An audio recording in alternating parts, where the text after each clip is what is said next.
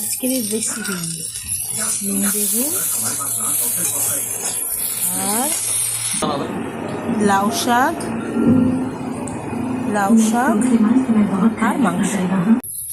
আজ আমি পেঁপে দিয়ে আলু দিয়ে চিকেনের ঝোল করব। দেখি অনেককে রেখেছি করে খেতে, তাই আমি আজকে নতুন করে করছি। পেঁপে আর আলুটা ভেজে তুলে এখন দিয়ে দিলাম পেঁয়াজ,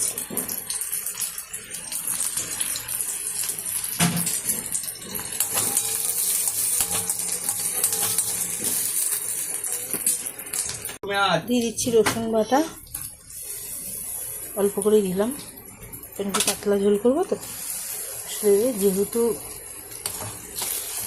দোল গেছে সামনে, মাংস খাওয়া হয়েছে, দোলের দিন মাটন খাওয়া হয়েছে, তাই আজকে চিকেনের হালকা পাতলা ঝোল করবো পেঁপে দিয়ে।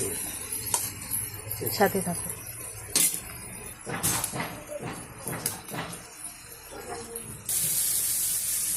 মাংসটা দিয়ে দিলাম, এবার ওপর দিয়ে মশলা দেবো। অন্য সময়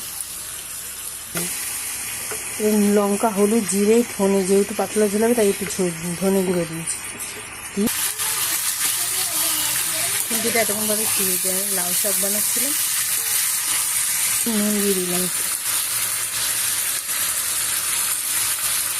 দিয়ে দিচ্ছি পেস্টটা। ও আদাটা এখনো দেওয়া হয়নি, আদাও দিয়ে দিয়েছি বেটে এই ফাঁকে। আদাটা কিন্তু দেখাইনি, মশলাটা ঢেলে আমি তাড়াতাড়ি করে আদাটা দিয়ে দিয়েছি।